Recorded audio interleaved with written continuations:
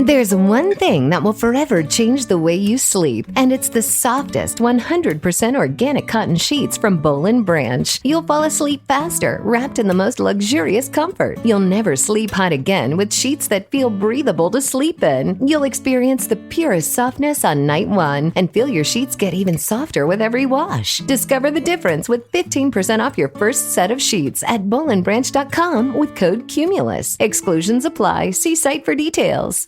Bombas makes the most comfortable socks, underwear, and T-shirts. Warning, Bombas are so absurdly comfortable you may throw out all your other clothes. Sorry, do we legally have to say that? No, this is just how I talk, and I really love my Bombas.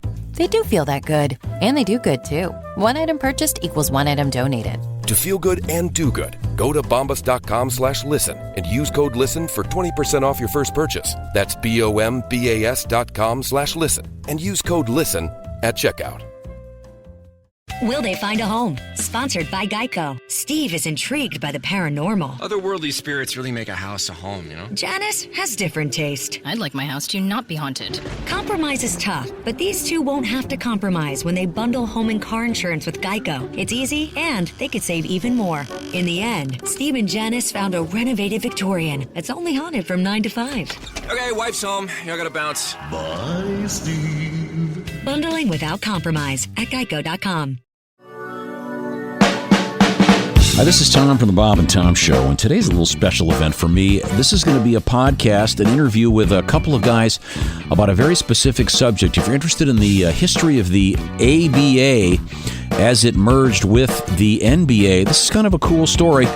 With me is Bob Netolicky, the great basketball player, and the great sports writer Robin Miller. So here we go. Yeah, this is Tom. Let's introduce our guest. With me in the studio, we have a veteran sports writer and a television commentator, a man hated by many, which I think is probably a good thing. He is Robin Miller, and I've known Robin for many years. Robin and I met on a charity project many years ago, and it was a great success thanks to Robin. It was my first chance to meet a real IndyCar winner, Tom Sneva. One of our first albums, we produced it for the Jan Opperman Fund. You kept the Opperman family alive, Tommy. You and Bob with your generosity, because they had no money. They were in their 80s, and Jan was a paraplegic. So, I remember you said, "Hey, is there anybody that needs help in racing?" And I said, "God, yeah, there's lots, but there's one guy that really needs it, and that's Jan Opperman." And we took one of our stupid albums and with a lot of silly songs about racing that a lot of people hated. Yep, and put them out there. Loved. And also in the room, we have Bob Netolicky. I don't know Bob well, but I already dislike him because he's tall, handsome, slender, and has a great head of hair, and he's 10 years older than I am. So thanks. And doesn't use shoe polish on his hair. It's not completely gray yet. Yeah, I'm lucky. That's right. It's that one Budweiser a day. That's it. Oh, well, and then you haven't had a Budweiser in your whole life, right, Rob? No, God, Tom, I gamble enough. That's a big enough bad habit. You don't have to drink or smoke or anything. Gambling is enough. Now, Bob Netolicky, a very fine basketball player, originally from Iowa. He was part of the original Indiana Pacer team. And you guys have a book out called We Changed the Game, and it's the true story of the beginnings of the Indiana Pacers and the ABA. And I want to start with a great story from the book. And it involves, you can give a little background before I think I let Bob tell the story, Robin, but the ABA was kind of like the AFL. They were a lesser league, and they were trying to get up to the top into the NBA. And there were talks of mergers, and there was a lawsuit. Now, so if you were a few years into the league, and the guys from the ABA sued the NBA, and what exactly happened? Well, you got to remember that the NBA had 8 or 10 teams. 8 teams in 8 teams in 66. In 66. And the Indianapolis had a team called the Indianapolis Kotskis, and they were successful. Then they had the Indianapolis Olympians, and they played in front of 12,000 people every week at Hinkle. Then their 2-star players got thrown out for shaving points at Kentucky, Alex Gross and Ralph Beard. So that went away. So we figured, well, you're never going to get another basketball team. They wanted $1 million to join the NBA. And $1 million in 60. In 1966 is probably like $10 million today. So Bob Collins, who was a sports writer of the Star, got together with Lynn Treese and a bunch of guys up in Lafayette, some Indianapolis businessmen, and they were sitting around drinking one night, and they said, "Hey, we got a chance. There's a new league starting called the ABA, the American Basketball Association. It only costs $6,000 to join, so they all threw in $1,000, They flew to New York the next day, and that's how the Pacers. It was $6,000 to get in the ABA, and I think the franchise is now what's it worth now? I think Forbes had it at $1.1 billion. Yeah. $1.1 billion. And did the ABA begin with the multicolored ball and the three-point line right from the get-go? George Mikan was a hell of a player, and he was the first commissioner of the ABA. And he said, I think we ought to have a red, white, and blue ball because it'll show up really good on television, which was funny because they had no television contract. But he's like, this would really look good. Thinking ahead. And then there was another guy that was an ABL league, and he was from Anaheim, and he said, hey, I was part of this one league, and they got 3 points if you shot behind this line. So they said, okay, we'll do we'll do the red, white, and blue ball and the 3-point line. And the 3-point line, especially today, even the dullest observer such as myself can go, wow, that makes a big difference. It's totally changed the game of basketball. Period. And originally they didn't want to do that. They were kind of, all the owners said, no way we're doing a red, white, and blue ball. And Mikan said, if you don't do that, I'm out. I'm out. And they wanted him because he was a huge name. And so they said, okay, we'll try it. And bingo, it worked. So cut to a few years down the road, and I think you may be able to tell the story with only a limited amount of profanity. Somebody called a meeting, I think from the book, I remember it was in New York, and at the time the ABA was suing the NBA. Right, that's when the merger hit. It was like 1970. It was the early part of 70, and Dick Tinkham was the president of the merger committee and actually president of the league. Called a meeting because the NBA wanted to sit down. They sued the NBA, so they walked into the first meeting, the first ever merger meeting with the NBA.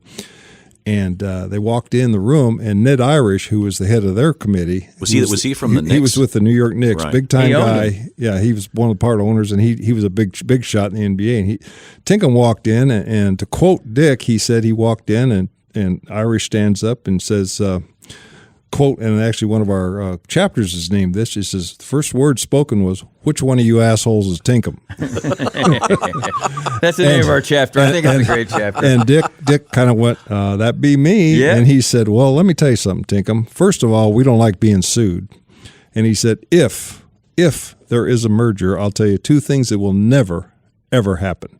He said, one, we'll never use that ball you use. That beach ball. And number two, we will never, ever see a 3-point play in the NBA. Well, 1 out of 2 ain't bad. 1 out of 2 ain't bad. And from my limited knowledge of this, which is extremely limited, I know a little bit from reading your book. And once again, the book is called We Changed the Game by Bob Netolicky and Dick Tinkham and Robin Miller. It would appear that they had a pretty good reason to sue the NBA because they had memos and stuff suggesting there was collusion among the teams involving was he then Lou Alcindor or yes, was he Kareem? He was still Lou Alcindor.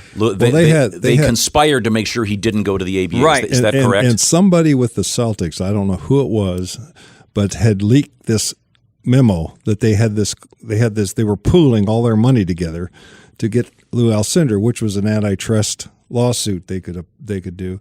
And the best part of that 1970 thing was that everybody really agreed on the merger except the Knicks. The Knicks hated it, and the Lakers hated it. And Red Auerbach. Of course, Red Auerbach. He hated everything. He hated everybody. And the reason he hated Slick so bad is because Slick grabbed him and choked him. Slick was going to kill him one night. Slick is Slick Leonard, who is a legend in Indiana basketball and eventually became the coach and is alive to this day, alive and well. And when Slick was coaching the Bullets, they had a guy named Lesketoff play for Boston, and he went in and was roughing Terry Dishinger up. So Slick at a timeout walked down to the Boston bench in Boston Garden and grabbed what's his name by the neck Auerbach. And said, "If you do this again, I'm going to punch you out." And everybody just about passed out. And that's our boy Slick. And believe me, but to get back to the merger thing. A guy named Sam Shulman, who owned the Seattle Supersonics at the time, he loved the ABA. And he went down to talk to Jack Kent Cooke, and he said, look, Jack, here's the deal. If you don't vote for this merger, I'm going to move my team to L.A., join the ABA, and we'll see who wins. Yeah. And next thing you know, Jack Kent Cooke voted for it. The merger was completely signed off. It was a done deal in 1970. And this what year is this? This 1970. It was a done there deal. An Oscar Robertson issue of some sort? And then Oscar and a couple guys got together and filed a lawsuit because they liked the back and forth with the money and everything.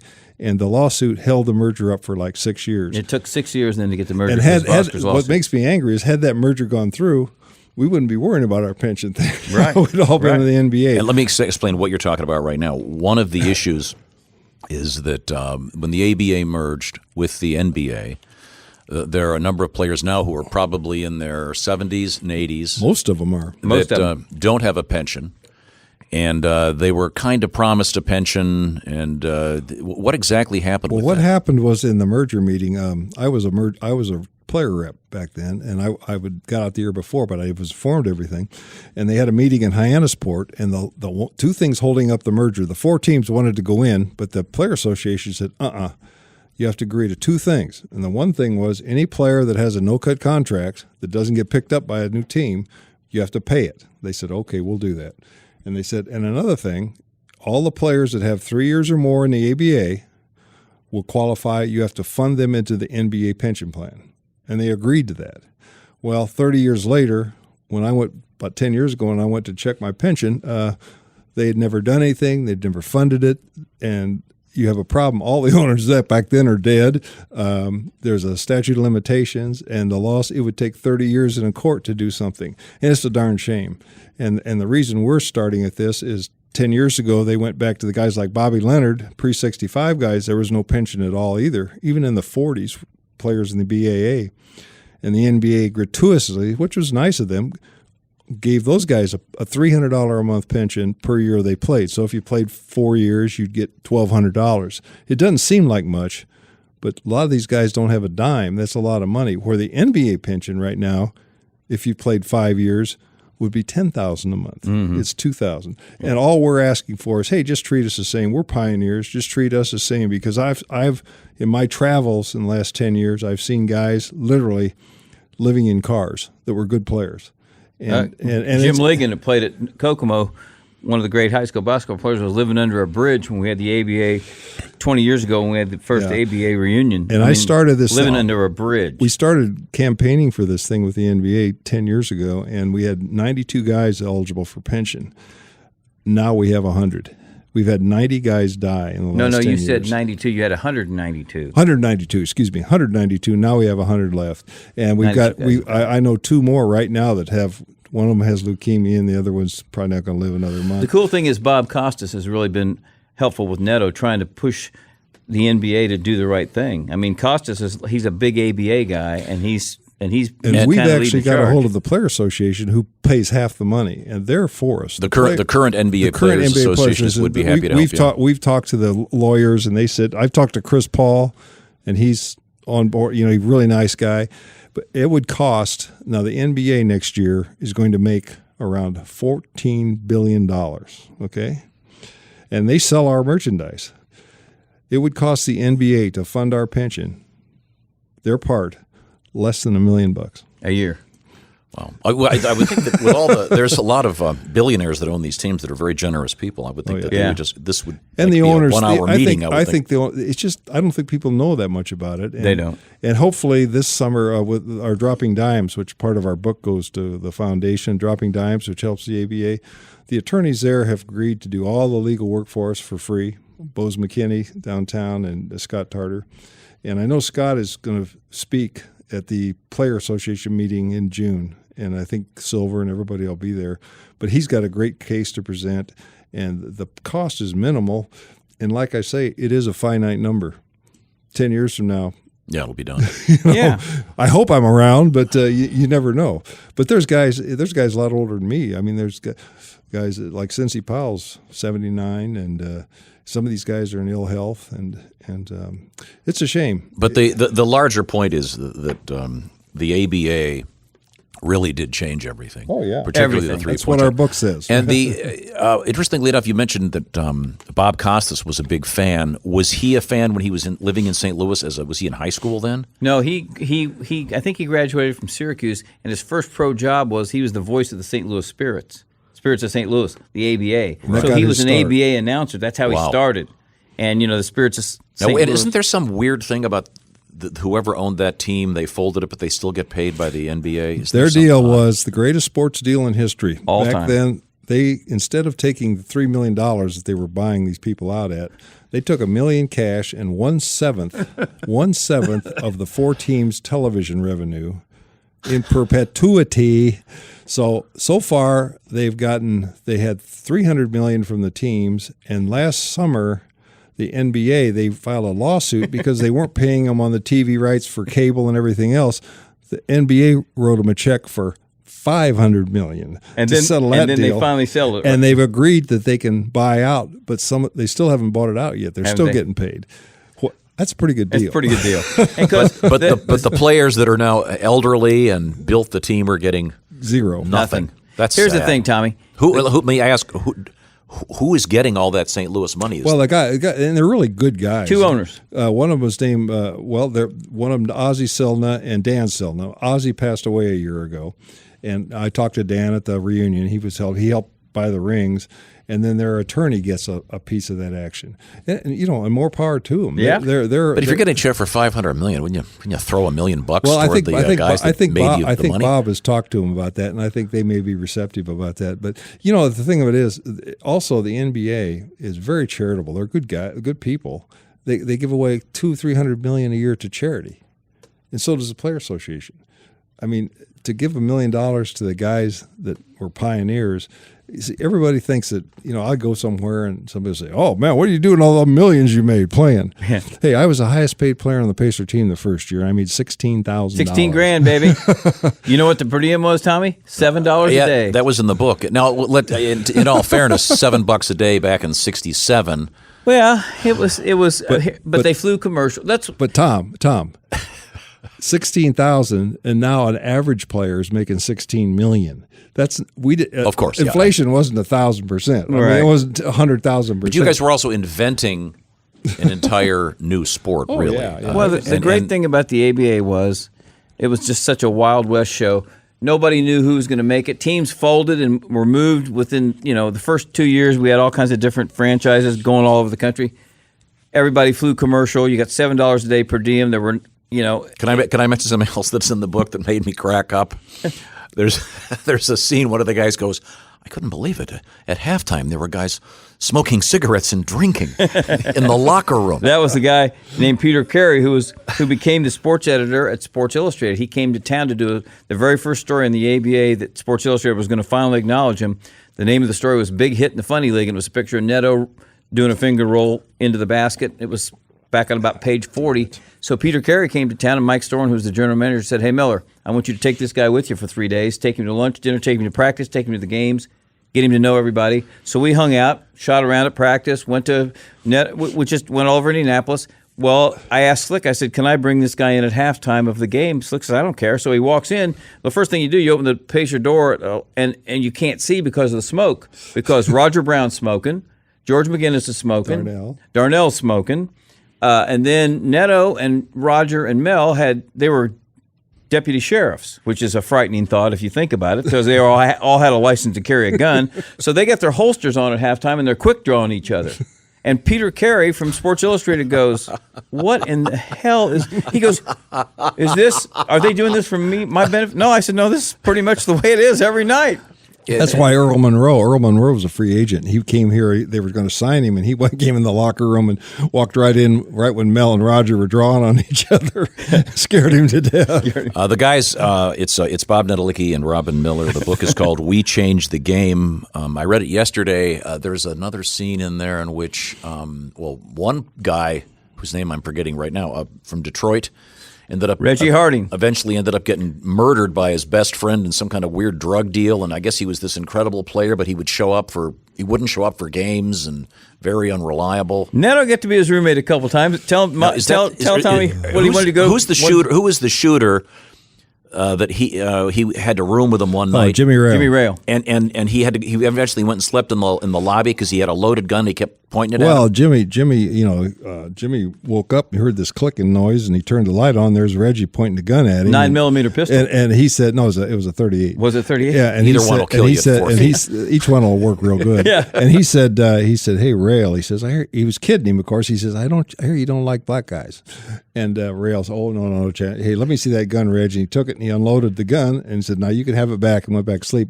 about 5 minutes later, he heard click, click, click, and he turned the light on there. Reggie was loading it back up with bullets, and he said Jimmy got up, went to get another room, and they were sold out. So he slept in the lobby, and I remember Slick came down for coffee.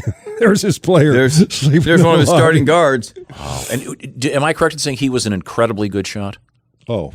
Jimmy Rail was a phenomenal player. Well, Mr. Basketball, played at IU, scored 56 points for the Hoosiers, one of the great outside shooters of all time. But what the great thing about Reggie Harding was he went from high school to the Detroit Pistons, Tom. He was the first guy probably that ever did that. Went from high school to the Detroit Pistons. He's had so much potential. He's a great player. He Tell him about the time you guys were great talent. But I woke up one morning and he's doing the rubber band around his arm. He was a heroin addict, and he's playing basketball, and he was still played great. Yeah. If he had had some direction and somebody to guide him right, he would have been one of the great players. Tom, he was paid $200 a game at the end of the season because of all the fines and all the games he missed. He owed the Pacers money the end of the year. Well, Dick Tinkham, I think, real quick on this. I wish he was here. Dick passed away that last fall.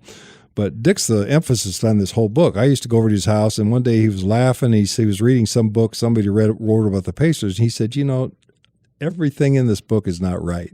Let me tell you the real stories. And he started telling me these stories, especially the one where had we folded that lost that 69 game against Kentucky, the team was folding the next day. And let me give a little background on that. I think it's the opening chapter of the book, actually.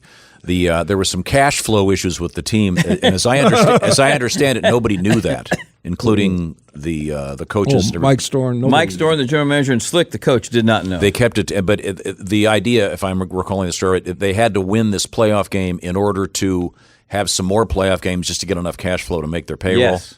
And if they hadn't won that, they would have gone away. Dick told me that they had a meeting that morning. It was the 7th game of the playoffs against Kentucky. We were a 10-point underdog in that game. We were supposedly. I can't believe that. That's what they said, yeah. I don't believe it. Well, anyway. Robin, of course, degenerate gambler. Yeah. Back to Robin, you, Bob. Robin would have bet on Kentucky. See? But anyway, they had a meeting with bankruptcy attorneys that morning of the game, the board of directors, and they did. If we lose this game, we're filing chapter 13 the next day. We're folding the team.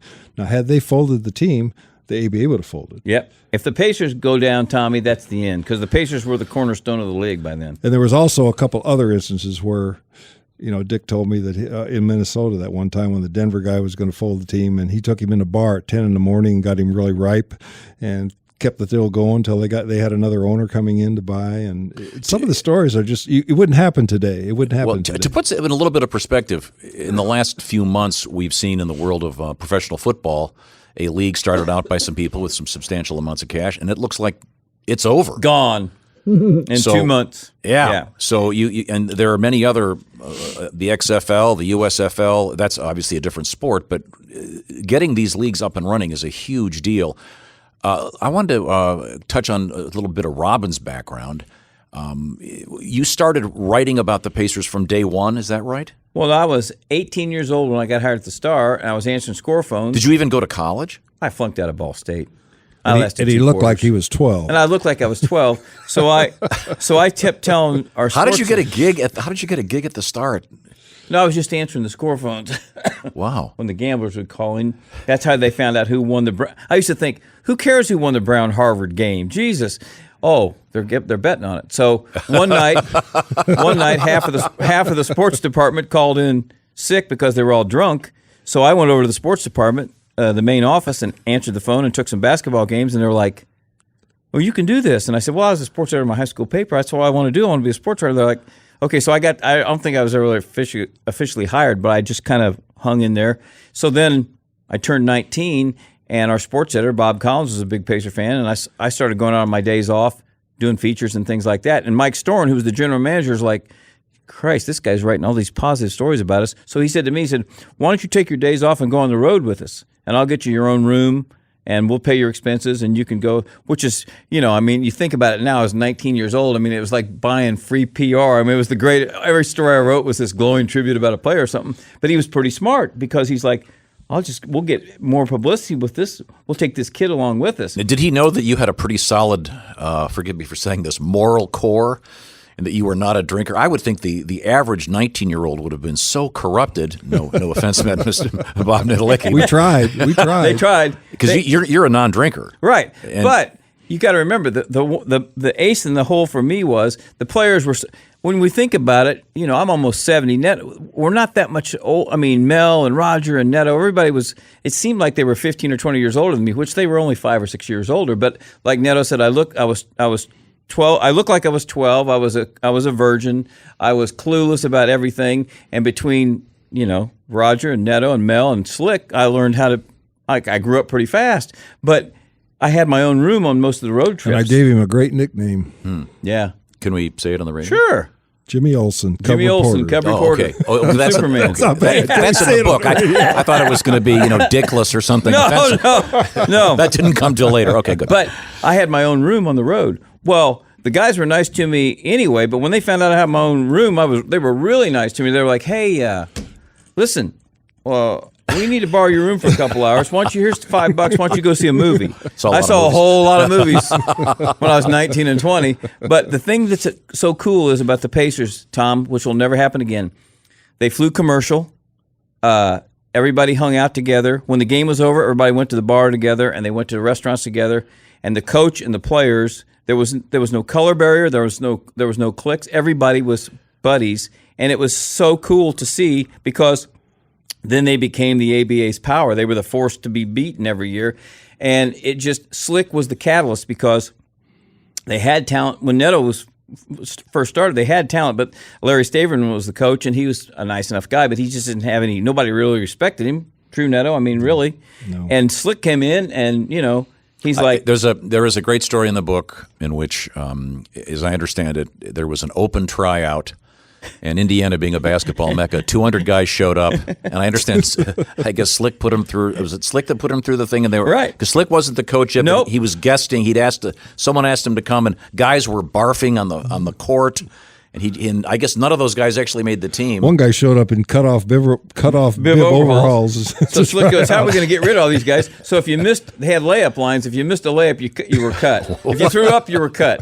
So it was. But if we'd have had today's technology, Tom, if we'd had this, we'd have been some of the greatest videos of these guys trying out for the Pacers. I mean, it would have been phenomenal. I don't know, Robin. If we'd had cell phones then, we'd all be in jail. Well, yeah, you'd just be getting out of jail. Yeah, there are certain laws. But that Tom, we don't want to discuss. Think about this. All these today's big stars have posses, and they all hang out. I mean, I shouldn't say that because I've covered basketball a long time, but I can't imagine there will ever be a camaraderie like the Pacers had, and Slick being the catalyst for getting everybody together. And it was just a team. I mean, we played poker together. We went to the bar together, and we went to the restaurant together. I mean, they took me to. I remember one time we were in Houston or something. Neto and I were the only. It was an all-black bar, and Mel wanted to go, and we went, and they weren't going to let us in, and Mel said, "We're not coming in if we can't take our buddies in," so they let us in, and it was such a cool time because... And let's put the date on this. We're talking... 70, 71, 72, 68. And that actually leads to one of the most interesting things to me. And again, I wasn't around at this time, and so I don't know this, but there's a great chapter in the book about Neto's, and which was a bar that you were the, I guess, co-owner of. Proprietor. And it's my understanding that it was one of the, let me get this right. Actually, I was the owner. And it was the only bar in which it was pretty much both a black and white crowd. Yep. And what year did that start? We opened in spring of 1970, right before we won the first championship. And I remember we had our opening night. We had our grand opening, and Mayor Lugar showed up, and a couple senators. I mean, you don't see that anymore. And that place, back in the people around today don't understand the way it was in the 60s. I mean, it was a very tense time racially. There was no bar in Indianapolis where you could walk in and literally see black and whites together. And my bar changed everything. It did. Everybody got along. We had a blast. We had, it was amazing. And I've talked to a few of the black leaders around town here, older guys like me, and they said that the Pacers, along with that bar, was one of the best things that ever happened to Indianapolis as far as race relations went. Tom, we got to back up too.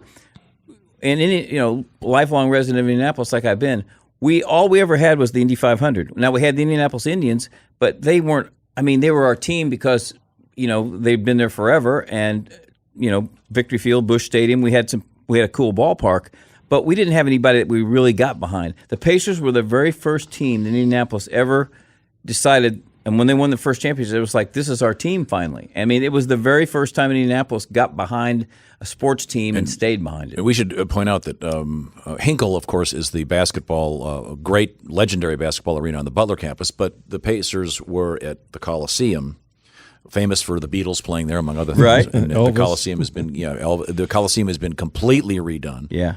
But back in the day, that was your home. Elvis played there one night, like 73 or 72. I think it was 71. Excuse me. And my band leader at my bar that night, he made an announcement. He said, Neto just called and said he and Elvis will be over in an hour and a half. Well, I drove into the parking lot with my girlfriend, and there must have been 500 cars there in that parking lot, and they were all waiting. And I got out, and they were very disappointed. That's great. Where was Neto's? It was in the Meadows Shopping Center, which is just about a block east of Keystone off 38th Street. It was probably and it was a real three-fourths of a mile from the Coliseum. Right, and there was a real nice shopping center there. They had the Meadows apartments there, and it was really nice. Now it's all torn down, but it was the bar that we bought, and your friend, my friend, Chick Perrin, yeah. They found about it. It used to be called the Crown Room. It was a nightclub called the Crown Room, and the funny part of it is, Frank Sinatra had played there. All these big names had played there in the early 60s. Right. And it was pretty cool. And then we came in and Neto, kind of changed it. We kept other than Pineapple the Pimp and a couple of shady characters, it was the greatest collection. It was like going to Venice Beach. It was like one of everything showed up at Neto's. Well, one night Neto comes in and he looks back, and it's Pat Summerall and Don Crick. They're standing in line. There's like 40 people lined up to get in, and Neto goes, "What are you doing?" "Oh, come on, we're going to take you in the back door." And, of course, Neto was smart. I think the police drank for free, didn't they? Oh, yeah. The funny part, it was a kind of a running joke that if you ever wanted a police car, just go out behind my bar, because there's usually one or two of them running back there, and we'd have them in the back door, and Wendy, my manager, give him a beer, give him a coffee, whatever he wanted. Tell Tom the story about how you took care of one of the referees one night who was longing for love. Come on, you know that. Well, you tell him. I read it yesterday. This wonderful, wasn't it? I would hope this wouldn't happen these days, but well, there was a guy, and you don't have to name him. He's passed away now, but him and his brother were both referees. But a great guy, and he was in my bar, and they were in those days. They were there maybe a day or two ahead of time, and he was there a day and a half ahead of time. And he was in my bar, and he said, "No, do you know any women around town?" And I said, "Well, I don't know." So I called my little buddy Al Friedman out at the Speedway. I said, "Yeah," because he knew some of the rather shady girls. "You know any girls?" "Well, there's this guy. He was a race driver's wife. He died, but she's a really wild one." So I said, "Well, can you fix this referee up with her?" "Oh, yeah." So anyway, make a long story short, the game comes out. I'm at the game, and he walks up to me. He's getting ready to throw the ball up, and he kind of walks up next to me. He says, Thanks, man. I said, "What are you talking about?" And next thing I know, I went to the hoop that night. I went to the hoop, laid the ball in. There wasn't anybody within 3 feet of me. Whistle blows. Foul. This guy's, "What? I didn't touch him." Anyway, he walks to the free throw line, hands it to me, and says, "Best time I ever had, man." I must have shot 20 free throws that night. That's the way pro basketball should be. The glory days of the ABA. But the fun part about the book is, like Dick Tinkham says, and Robin can say this too. We searched around, and Robin was the ideal person because he lived it. People that were there, not he said, she said. And there's so many stories out there in sports that, my cousin's aunt told me that my brother said that this happened, and none of it really happened. And all this stuff in there is 100% true. Once again, the book is called "We Changed the Game." Bob Netolicky is talking to me, and Robin Miller, the journalist. Let me ask you to interrupt you for 1 second, Bob. Did you go back and look at your articles from the day back in the day, or do you just remember it all? Did you have a diary? No. I had kept some diaries. I had a couple of notebooks that were full of notes and stuff, and I wrote so many stories. But, calling guys like Oliver Darden and Jerry Harkness and Jimmy Rale and Ron Bonham, all the guys that started out with the Pacers, and then, of course, being with Neto a lot, and having Tinkham saved – he's got everything, didn't he, Neto? He had boxes, Bob, of every transaction. The Pacers' very first television contract from 1967-68. We've got their total revenue. Take a guess on what the Pacers' first TV contract was. Maybe I didn't tell you, but the entire revenue, they TV'd the games the whole year. Now what is $1 billion they get? But the entire television revenue for 1967 for the league? For the Pacers. that was paid by the television station for all the games for 1 year was $2,500. $2,500, baby. You couldn't buy a commercial. Yeah, that's right. But I think that's the thing that's interesting is that, again, Slick didn't take the job when they first offered. They wanted Slick to be the first coach, and he was working for Herff Jones, and he had a house in Kokomo, and he had 5 kids, and he's like, I just quit basketball. I got this really good job. I'm not going to go down to this silly league that's going to last about 8 months, and then what I'm going to. So what I'll do is, when they offered him the second time, he said, I'm going to stay in Kokomo. I can commute and coach, and then I'll get enough money to buy furniture for our new house. And so when the league goes tits up, it'll be okay. I'll be all right. So even everybody that had a lot of basketball savvy wasn't sure it was going to make it. But after a couple years, and you see these 150 to 148 games, and you see how exciting it was to watch an ABA game compared to the stodgy old NBA where they're dribbling half court and they're backing guys down. The ABA. What did Walt Frazier say, Neto, the famous Knicks guard? What did he say the other day? He said, I know Walt. He's a good guy. He said the NBA, today's NBA is the ABA. Is quote. The ABA. And that's pretty good. And that's Walt Frazier, who's one of the great guards of all time in the NBA. I actually saw Mr. Frazier on the streets of New York. Yeah. I was going to college in the city during his era. And Clyde look, right? I saw him in full Clyde regalia. I was walking down. I was actually kind of near the Dakota one day, walking around. All of a sudden, this guy gets out of a Rolls Royce in these furs. It was like a cartoon. Yep. Oh my God, Clyde! So I just screamed, "Clyde!" and he waves at me. Very easy to spot. Yes. Yes. Another interesting thing in the book. The year we won the championship, first year in 1970, you can take the entire 12 players' salaries, combine them for the whole year, the coaches and the trainers, and Chris Paul makes more. Paul George. Well, Chris Paul too. Paul makes more than Paul now. I know. But Chris Paul makes more in 1 quarter. Not 1/2, not 1 game, not 6 games, 1 quarter of 1 game. The entire budget for that year was. So you think about inflation. Right. Even with inflation, it's right. It's a whole different. It's pretty amazing. It's a whole but the different thing world. is, so many guys were just happy to have a chance. Like Jerry Harkness. He was on Loyola's NCAA champion, and then he went to the NBA, and he wasn't in shape, and they cut him. So he had a really good job. Where was his first job? Quaker Oats or somewhere in Neto? Up in Chicago. He was one of the first. He was going to be an executive at Quaker Oats, one of the first black men that ever had that opportunity. And his college coach said, hey, there's a league starting called the ABA. So Jerry came down here and tried out for it and made the team. But he was one of those guys that thought, I've spent my whole life being a good basketball player. I'm not going to pass. I'm going to take this opportunity and run with it. And so he made the team. And there were a lot of guys like that. Freddie Lewis, who was probably still the best point guard the Pacers have ever had, was a backup to Oscar Robertson in Cincinnati. So when this opportunity came up, hell yeah, I'll go play for the Pacers. I'll make $16,000 or $17,000 and I'll get to start.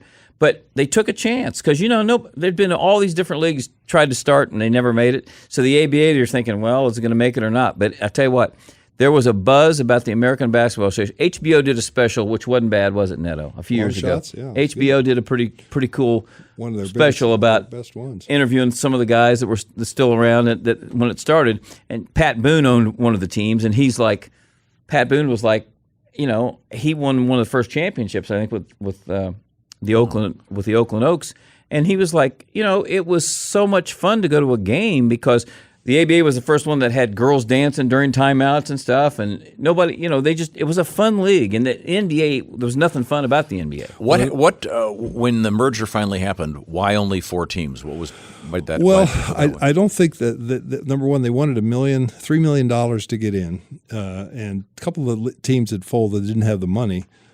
Kentucky, they gave John Y. Brown $3 million, and he went and bought the Buffalo Braves and then bought the Celtics. They didn't want St. Louis, so they offered. Actually, they could have bought St. Louis, but they offered that deal, that monster deal.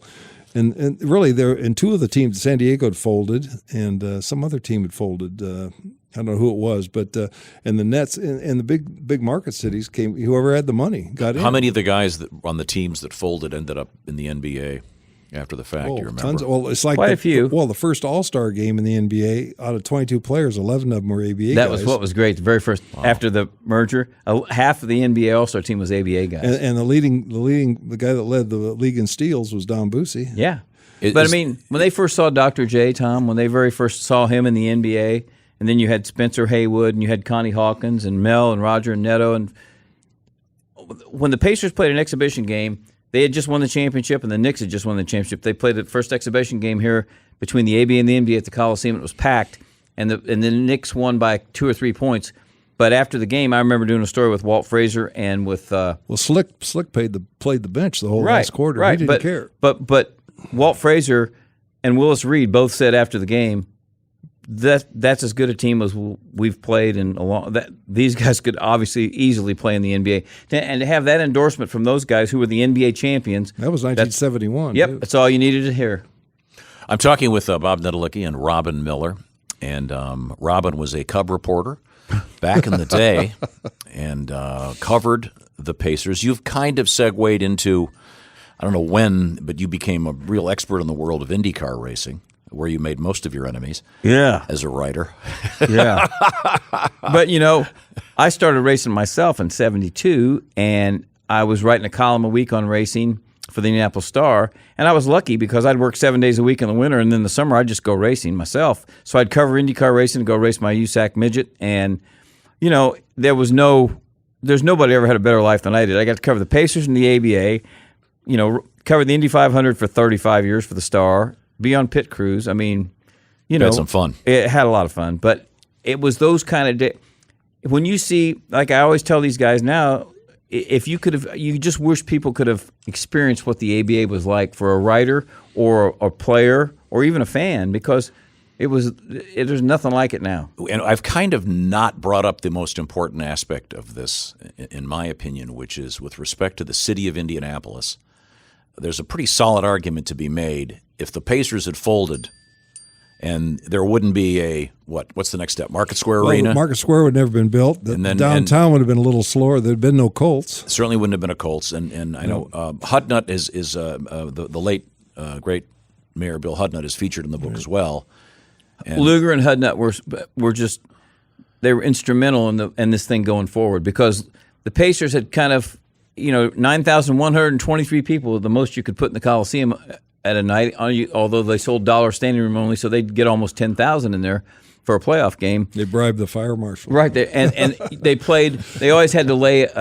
They always left the ice down, didn't they, Neto, at the Coliseum? So they just put the floor over the ice, and it was a pit. The Coliseum was an old dingy pit, really, but it was ours. So they decided, okay, the Pacers. It's time to expand. So Tinkham was talking to who was going to the guy from LS. But the guy from LS Airs gave him some land for $1 was out where the Colts complex is, and said, "Why don't you build build the arena out there?" Well, if they were going to build a Marriott hotel, if they were going to build a Marriott hotel, so the Marriott people came to Indianapolis. They looked around. They said, "Well, we like the town, but we don't like West 56th Street. We want to be downtown." And so, they went on the east side. Well, but it ended up being on downtown, and so Tinkham's like, "Well, we're toast." And about 30 minutes later, Luger's office gets hold of him and said, "What would you think about building the arena downtown in Indianapolis?" And Luger's like, "That'd be because Luger found $17 million in some grant." Luger said, "We'll build it if you guys play there." Yeah. And Tinkham, got a stiffy with that one. Yeah. So but I think the larger argument again is the history really is Pacers do great. MSA gets built. A lot of people with a lot of brains see the future and roll the dice, and then of course the famous Colts story that we all know, and then there's a Hoosier Dome, and suddenly there's a Super Bowl.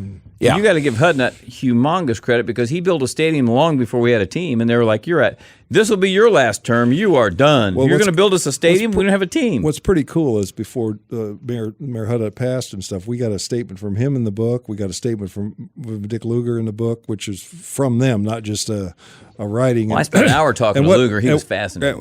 But what really is the bottom line is one game determined the fate of downtown Indianapolis. And it may sound crazy, but once again, had you lost that game, it probably would have folded the league. Been weird. You never know what would happen. You never know. I mean, and then again, I think one of the most important people on downtown, and again, he's passed away, but I want to give him credit, is Dick Tinkham. Without this guy, and I'm not going to say who, but the Pacers owners came to him and told him they were going to sell the team out of town in middle 70s, I think it was, right? They were going to sell it, and Dick says, I won't be a part of it. I'm not going to do that. And he's the one that went and found Jerry Buss. Jerry Buss said, I'll buy the Pacers. Nobody knows that. And then he's out in Hollywood with a party with Jack Kent Cooke, and he says, I'm buying the Pacers. And Cook said, well, damn, I'd sell you the Lakers. I didn't know you wanted a basketball team. Why don't you just buy the Lakers? So he called Sam Nasty. He said, man, you got to take the Pacers off my hands. I'm buying the Lakers. Just stories like that nobody knows. And it was all Dick Tinkham's work that did that. And the other thing that you we can never thank the Herb and Mel Simon.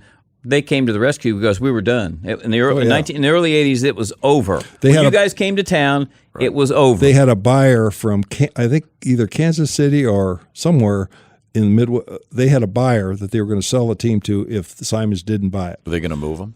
Yes. The Simons were the last-ditch effort. If Mel and Herb had not stepped up and bought that team, it was moved. And Mel and Herb were approached in the mid-'70s about buying it, the mid to late 70s, and they said, well, we'd buy it, but we want the arena that goes with it, and they couldn't.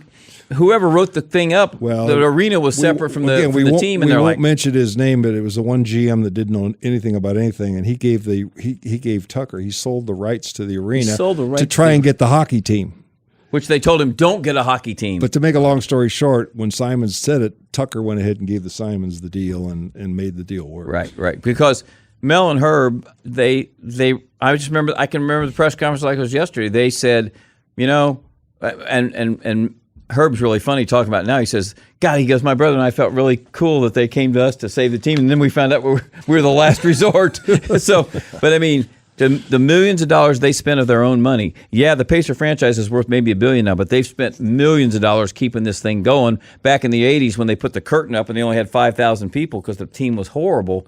The Simons, you can never. Right. I mean, there should be there's a statue of Larry Bird, and I'm like, that's crap. There ought to be a statue of Slick, and there ought to be a statue of the Simons out in front of the arena. Larry Bird didn't do anything for this team. And by the way, after reading the book, the statue of Slick will be next to a tap. Yes. Well, no, you can have a. You can have. Well, like the story I said first time when we went, he was coaching, and me and Mike Lewis went to a restaurant with him, a bar, and we're on the exhibition game, and Mike and me and Slick are sitting there, and Slick waitress comes up, and Slick says, 3 gin tonics, and she starts to walk away, and he grabs her. He said, wait a minute, these guys haven't ordered yet. What a classic. Let's talk a little bit about the gents that played in the ABA. Which of those guys went on to be the most successful in a non-basketball career? Do any of them come to mind? Well, yeah, I can tell you a couple. A guy named, when you get old, you can't remember things. George Tinsley from Kentucky. He started buying franchises, and he owns a bunch of in airports all over Florida. He owns Kentucky Fried Chicken. He owns the Chili's, I think, down there. But he's got a whole bunch of. He's done really, really well. So there are some success stories. Oliver Darden of the Pacers did well. Oliver Darden started buying burger. He bought Burger Kings, right, and had like a bunch of them, and so he did very well. Neto had a chance to buy into. Let's tell the McDonald's story, Neto. That's a good one. Tell Tom this story. He will not. You will not believe this one. I had my girlfriend at the time had her uncle lived in Hawaii at this beautiful new. It was called 3333 Ala Moana Boulevard. It was one of the first high rises in Honolulu, and he had a small penthouse. There was like 4 on the top floor. And I was with him, and he said he had this friend of his that owned all the McDonald's franchises for the Pacific. And he was going to go to lunch with him, and he said, Ray Kroc's going to be there. And I said, who's Ray Kroc? He owns da-da-da-da. And but this is before McDonald's really took off. Yeah. But this guy owned the whole Pacific. So we went out to eat, and this guy was Kroc just bought I think the Angels or something. He was a big sports guy. And I said, man, I'd love to have a McDonald's franchise. He said, are you sure? And I said, I would love to. And to make a long story short, is he he gave me a phone number to call, so I called the guy when I got back to Indy, and he said, "Oh yeah, Ray told me we'll do this, and you can have you got to buy." I could have had the north side of Indianapolis, but you got to buy one, then you have to sign up to buy 2 more, and then 2 more, And I said, "Well, how much is it?" And he said, "Well, the franchise fee is like $100,000," and I thought he's nuts. I say, "Oh, okay, click." I didn't realize you could go to the bank and say McDonald's and get anything you wanted. Oh, well. But that was my one big faux pas.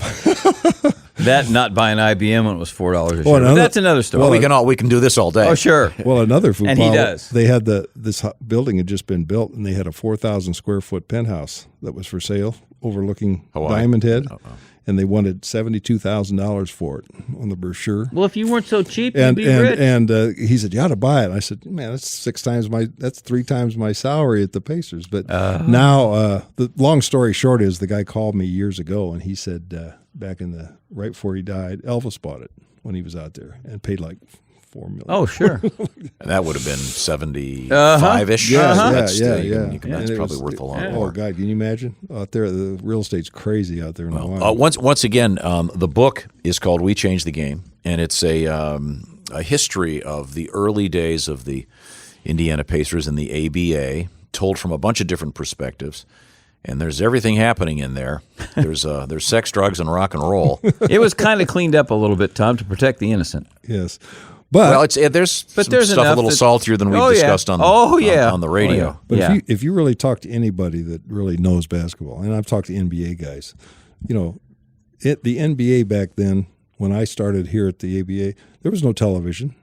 The only way you'd ever see a game would be a tape-delayed game. The of NBA Wilt Finals and were on Russell. tape delay in 1966. They had their ratings was worse than bowling back then. Yeah, nobody watched. Nobody cared. And I think the ABA did what they had to. It's like I always say the ABA is like the rear-engine car to Indianapolis. You had these big, slow roadsters that was the NBA. All of a sudden, here comes the ABA with these little rear-engine hot dog cars. They changed the game. That's a pretty good analogy. They changed the whole face of basketball, made it entertain. Now you go to a game, it's not just a basketball game; it's an entertainment venue. They got halftime shows, they got quarter shows, they got all-star games, dunk contests, and that's what makes the fans come. Has the NBA ever brought back the colorful ball? They did for a while. They used it in the three-point. They used it in the three-point. Yeah, okay. It was really fun. I knew I'd seen it. I couldn't remember where. It was really funny. About 15, 20 years ago, me and Gary Pettigo decided we'd make some red, white, and blue balls and sell them. And we tried to get a credit or a patent on the ABA, or not a patent, a trademark on the ABA thing. And they already got it.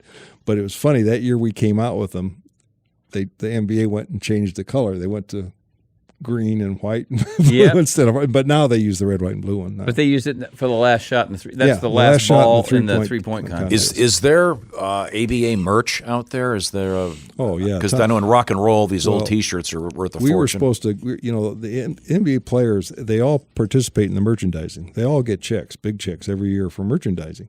And they sell ABA merchandise. The Pacers for years have sold my jersey, Mel's jersey, Freddie's, Rogers jerseys.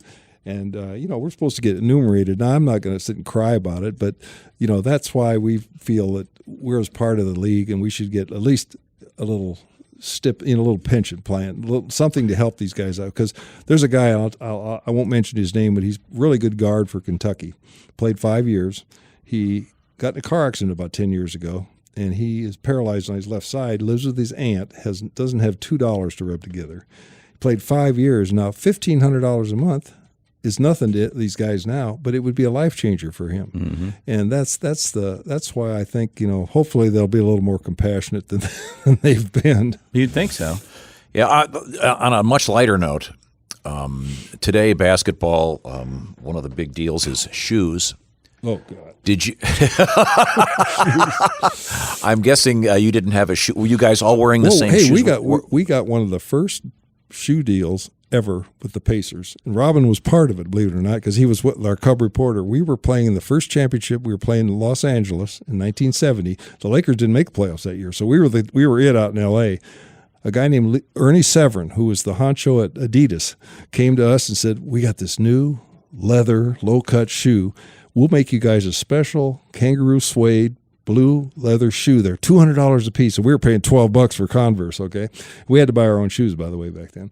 And they said, if you guys will wear these in the championship, we'll give you each 2 pair. Man, we thought, you're kidding me, $400 for the shoes? And they even gave Robin.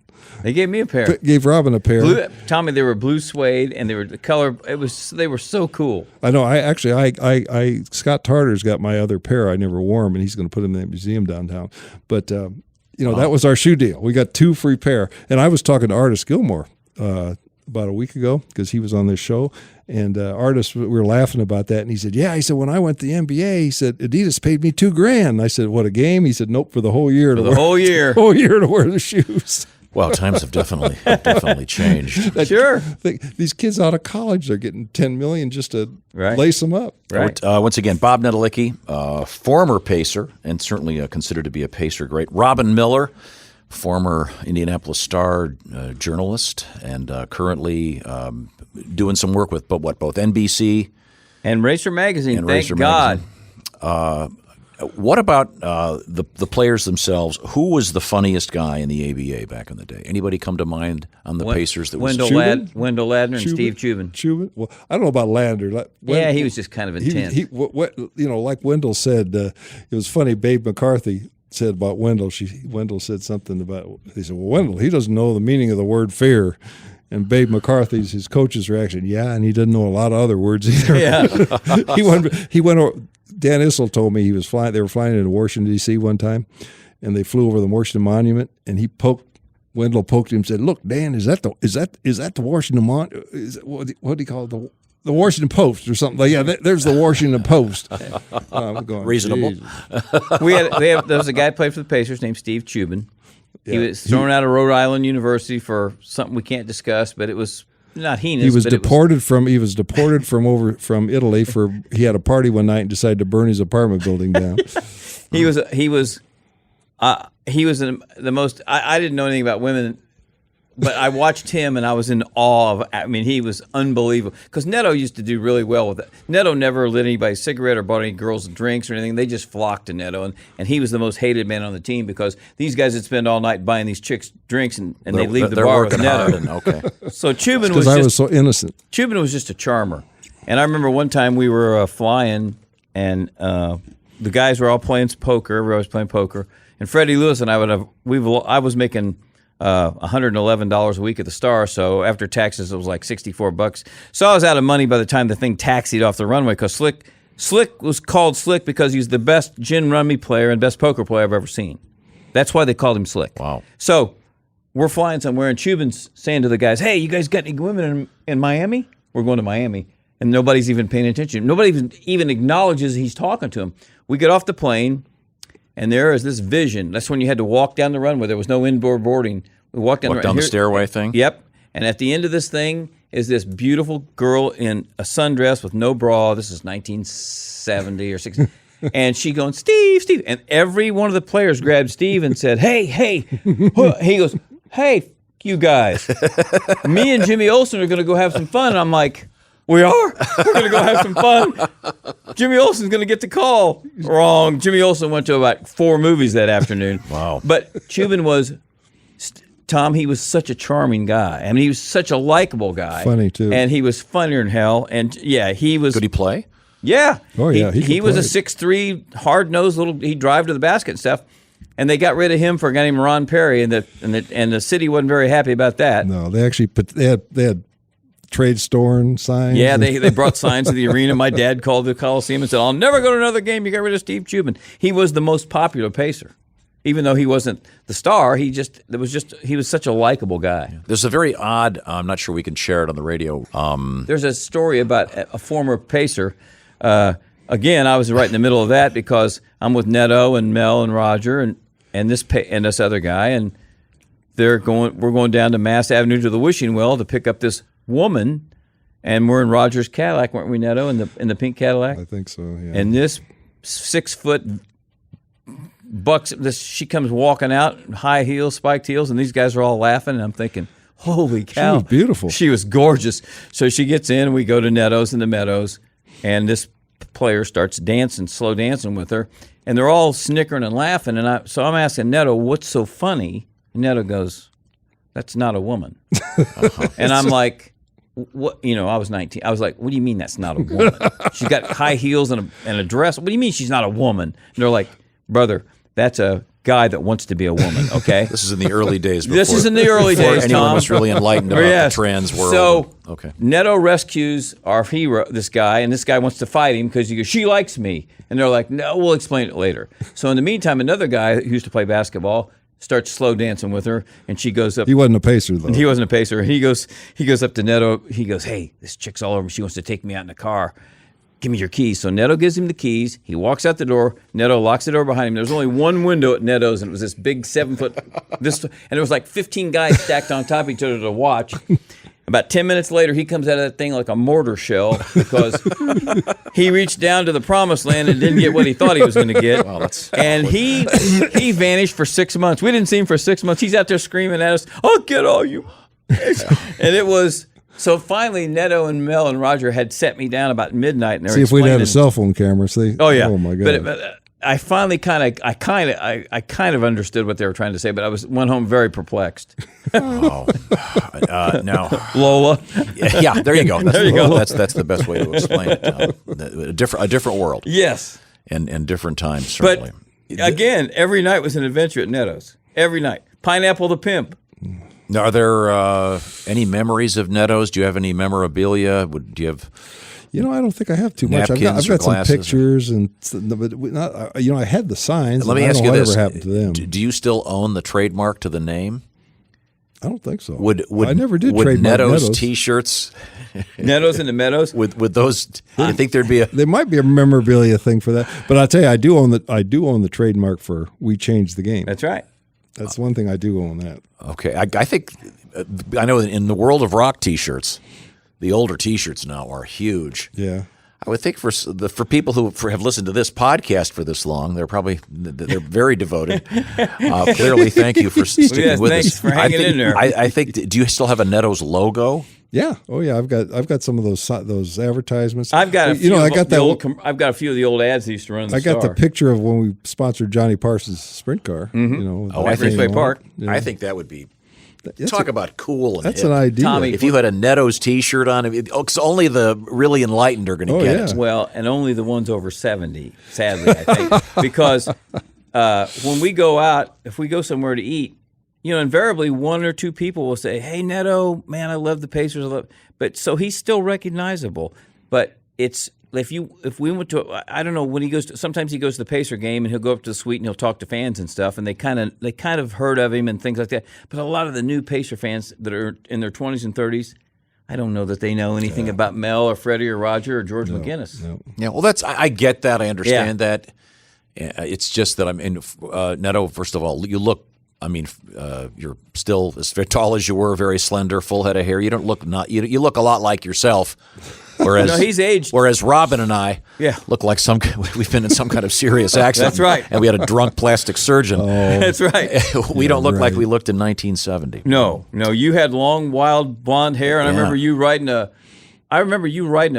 at the RCA Dome. You had a race. You and Bob and Gary Lee and a bunch of guys rode motorcycles and had a race. Remember that? We did all kinds of things. Around MSA? I was cleaning out my drawers the other day. I was cleaning a bunch of boxes, and I got about 7 or 8 of those your Bob and Tom discs, all different discs. Of all you got of the CDs. The CDs you made. Yeah, we made 70 or something. Let me tell you something. Got a whole bunch of them. We did both the tributes to everything, the Christmas, and then a lot of tributes to the Indianapolis 500. In fact, I'm dusting them off for the month of May. A lot of them are still valid. Everybody, what was cool about the Bob and Tom show, because I worked with Bob and Tom and Jay Baker in the month of May for like 7 years, and Dick's Picks was everybody in Gasoline Alley had Dick's Picks on at 5 till 10, and Tom, bless his heart, trying to put the show together. It's 5 till 10, it's 4 till 10. He's like, where is Jay Baker? Here comes Baker, shows up at the last minute. You never knew what Tom was like, what's he going to talk about today? We'd have some very good guests, many of them fake. Yes. And they wouldn't know if we had the real right. Mario, if they didn't know if it was Robin. When I started working at the auction in '86, and that's when I get up at 6:30 in the morning, which is unusual for me. Every morning driving to work, that's who I listen to. And a funny story is Mel Daniels called me one day and he says, "How about giving me a job at the auction?" And I said, "You really seriously?" He said, Yeah. And I said, "Okay." I said, "But you have to be here at 8 o'clock." And there's this long pause. He said, "Why?" I said, "Because that's when we start work." "Oh, no, I can't do that." Thanks anyway. But you know what? It was everybody in Gasoline Alley listened to the Bob and Tom show. Now, you think about that today and the way radio's fractured and there's so many different avenues to go to. That was so cool that, like, One time Al Unser drove in, and Tony George said to Al Unser, God, I heard you on Bob and Tom this morning. You were hysterical. And Al Unser's like, I haven't been on the radio all month. I was going to wear my T-shirt today. I got 3 or 4, but I got the one with the fuzzy navel open you guys had. Sure. Remember that? I got the T-shirt, but it's bunch too cold out there to wear. I got the but the golf shirt. I think maybe we should try the Netto's T-shirt. I think that'd be pretty cool. I mean, again, it would be a very obscure, that'd be fun to do that. hip element out there. It would be. It would be. As much money as I've lost making T-shirts, why not? What's another one? It's okay. Okay. Now, on a personal note, Robin, do you mind if I ask you the status of your health? You look like you're doing fine. Oh yeah, you had a little bit of a pretty serious scare. I think anytime you go see the oncologist and they give you chemo and then they say, okay, take these pills. I got lucky because in 6 months my cancer went into remission. And the specific type is multiple myeloma. It's cancer of the back, bone cancer of the back. But the prognosis is pretty good at this point? Well, if you take your pills every day, you can probably live another 8 to 10 years. And, hell, I don't want to be any older than Netto. I'd be thrilled to get to almost 80. No, but it's amazing the advances. I've read up on what Robin had and the way they treat it now. In the old days, they used to just they actually take your bone marrow out, treat it, put it back in. And it's a really, really amazing thing. And now it's like a blood do. transfusion. They take your bad blood and your good blood and they separate it. They harvest it for 3 months, and then the stem cells actually a 30-minute procedure where they put your good blood back in you. That's what it was. Yeah. Well, we're glad you're doing well. The book, once again, We Changed the Game. Lots of great stories. A few of them have just been told on this podcast. Thank you very much. Thank you, Tommy. And the obvious question: is this available at Amazon? Where does one it's find it? It's available on Amazon. The Pacers gift shop has it. HiltonPub.com is the best. The best way to buy it, though, is HiltonPub.com because they don't get you all the Amazon fees and stuff. Right. And it's the same deal. But if you go to Amazon, it still says HiltonPub.com, I think. I don't know if it does or not, but Hilton, we have a website. We have a website, WeChangeTheGame.com. It's on there. It's on there. Yeah. The good thing is, Tommy, is that Steve Simon, who will eventually take over and run the Pacers, is a huge fan of the ABA, and he great guy. Neto and I had lunch with him and his dad, Herb, and he said, they're going to buy several thousand and pass them out for fan appreciation night. Well, that's great. And the thing of it, it's the history of this team in this city, and it's only $25. And like you almost read the whole thing in one day yesterday. It's about a 4 or 5 hour read, and it's the thing of it is everybody that's got it just. They end up laughing and they're going, God, that sounds like so much fun. That was the whole reason to write the book. Right. It was fun. When Tinkham first said it, he says, I don't want to do this unless it's a lot of fun. He said, I want to have fun doing it. I don't want to, we're not in it to make a ton of money. We just want to have fun. There's a lot of joy going on. Yeah. It's not just a bunch of stats. It's crazy stories, some sad, some not so sad, some hilarious. Think about this, Tommy. Neto made his home here. Mel Daniels made his home here. Roger Brown made his home here. Freddie for a long time. Once guys got in the Pacer organization and family and they fell in love with the town, they stayed, which is that's unusual too. Sorry, and again, the big point is that without the Pacers, all of this transition of turning Indianapolis into a serious city wouldn't have happened. We probably shouldn't say it wouldn't have happened. It just wouldn't have happened. It would have taken a hell of a lot longer than it did. There's no Market Square Arena. Yeah. There's no dome, there's no Colts. Because at that point, you're right. Because there was no impetus for anybody to try it. Dick Luger was the shining knight. Last of the hotels was closing downtown. Remember? Yeah. All the hotel they had no rooms. We had 450 rooms, I think, in downtown Indy in 1967. Because the Claypool had just burned. Yep. The Claypool Hotel had just burned. So Dick Luger, bless his heart, I mean, he was a big Pacer fan, and he was like, "We've got to keep this team going. We got to somehow keep this team going." A guy that I know went to high school with Dick Luger, and he always tells me Dick Luger's the smartest guy he's ever met in his life. Three smartest people: Dick Luger, Mitch Daniels, and Roger Penske. Yeah, I'll bet. I agree with that.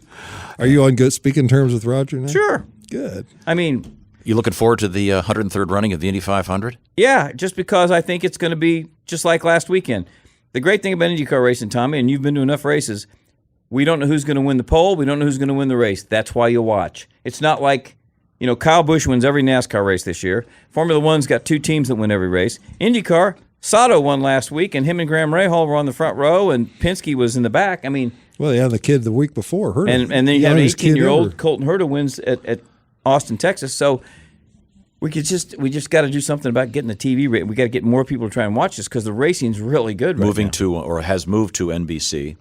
Do you think the Indy 500 will ever be able to move to nighttime? Wouldn't that double the ratings? It would. Tom, you just hit the one point that people seem to. The Daytona 500 comes on in February when there's no competition. It's on at 2 o'clock in the afternoon. It gets 9 million people to watch it.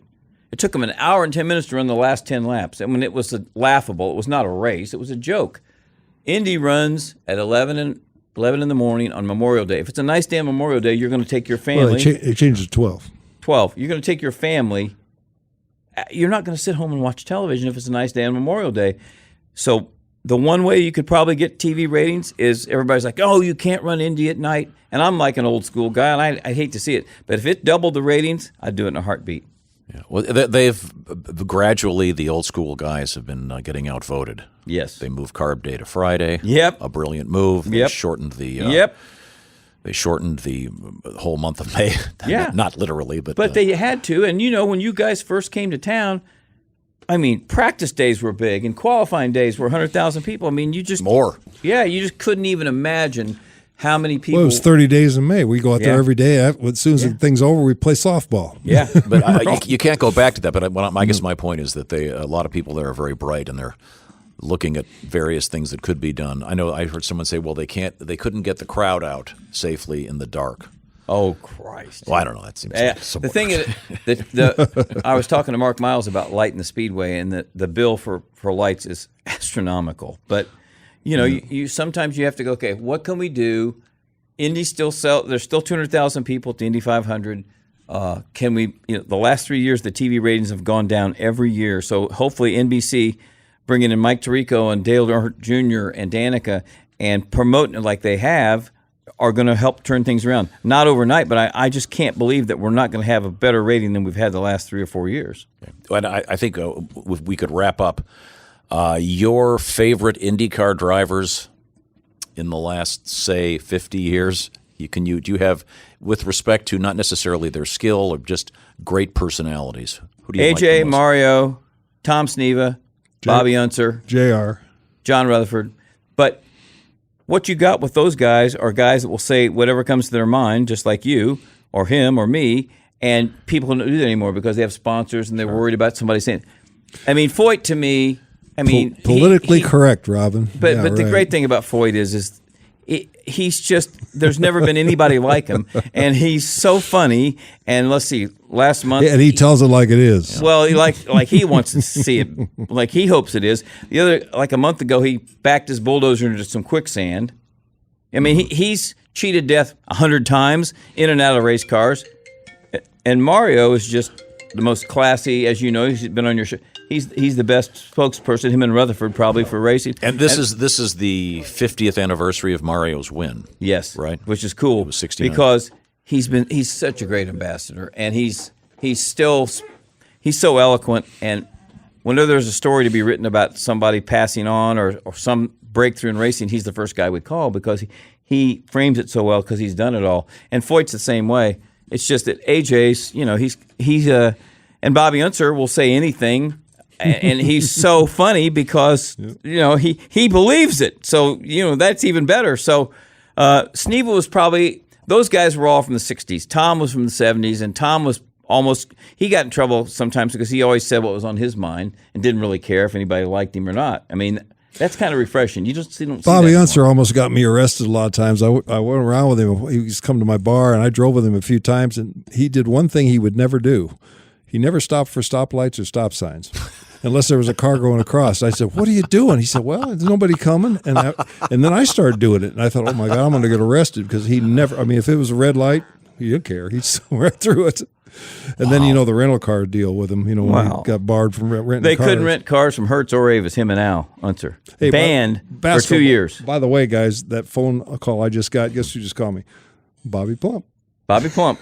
There's a basketball name. Speaking of great guys. But you know what? Those are the guys, Tom, when they come to town in May. Parnelli is another one.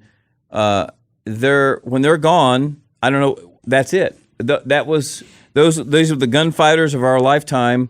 They survived the darkest, toughest days of racing when they killed 1 or 2 guys a week in sprints, midgets, and Indy cars.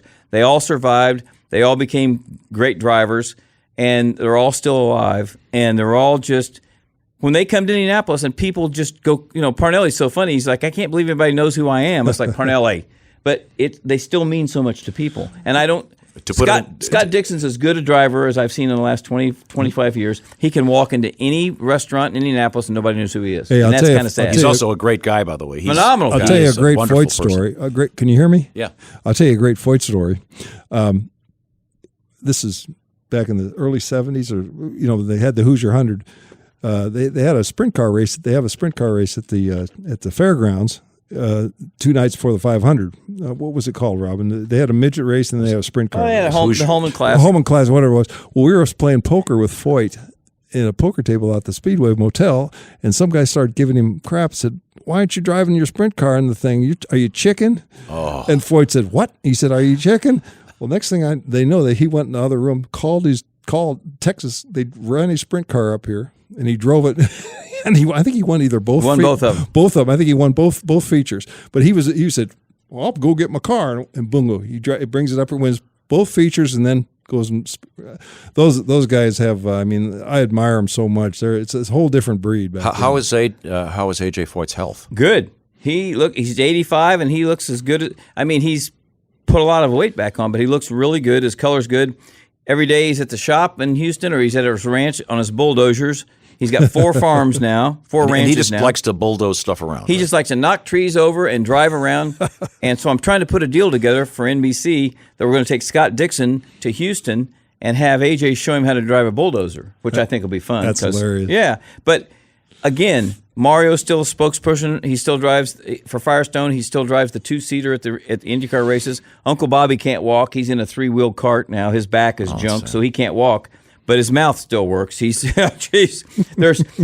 Bobby Unser calls you, Tom, and you look at your watch and you go, "Oh God, do I have an hour?" "Oh no, Uncle Bobby, we can talk for 20 minutes. I got to do a radio show with Tom Griswold." Is that okay? Okay, great. Bobby's the greatest because he's got so many fabulous stories, and they're all. I did a column a few years ago with Dan Gurney, Mario, Uncle Bobby, Parnelli, and AJ. I called them all on July 4th, and they all answered the phone. And I just said, for a kid that grew up idolizing these guys, and then I covered them and then became friends with them.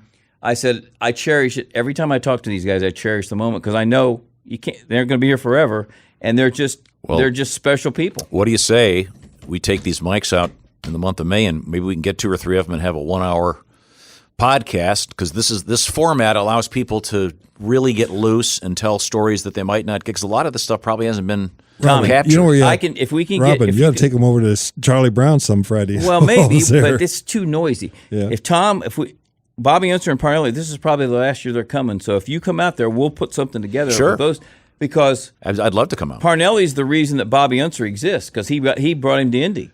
So we blame Parnelli. A real quick story. My mom, who's no longer with us, my mother knew nothing about racing. I'm sure never saw a race in her life. Whenever someone would be going too fast, she would always go, "Hey, Parnelli, slow down." Right. So he was literally part of the language of this country in the 60s. The one guy I really miss is old Rube, though. Remember Lloyd Ruby? Lloyd Ruby. I worked for him for 2 summers. Isn't there a picture of you with Lloyd Ruby in the book? Yeah, me and Bobby Unser, me and in the book. I'll tell you a quick story about old Rube. Rube liked to partake in alcohol a little bit.